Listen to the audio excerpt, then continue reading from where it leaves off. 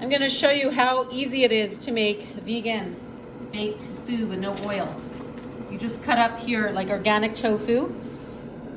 I didn't actually even get to try the exact recipes in this book yet, but I'm using an air fryer because it's no oil. And my friend Andrea, thank you Andrea, got me it for my birthday with the cool recipe book. I'm trying out garbanzo beans, she suggested, and zucchini and tofu.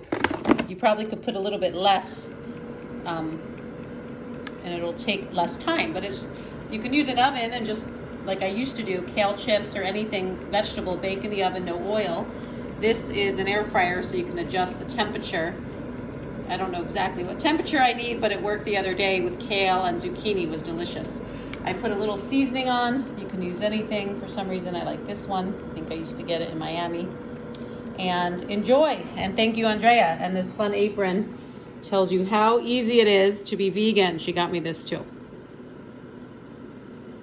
No, I don't eat fish, and actually I've never tried it. I'm 45, and my B12's fine, thank you. I just tested last month, all labs perfect.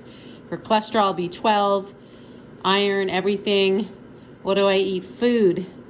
No, I don't want to eat meat, and yes, I'm still vegan.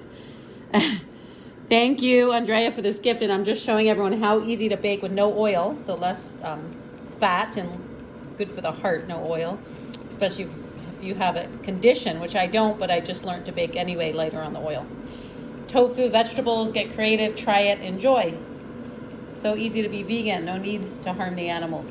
And then you'll feel healthier and the earth will benefit as well. Give it a try. Have a great day. Namaste.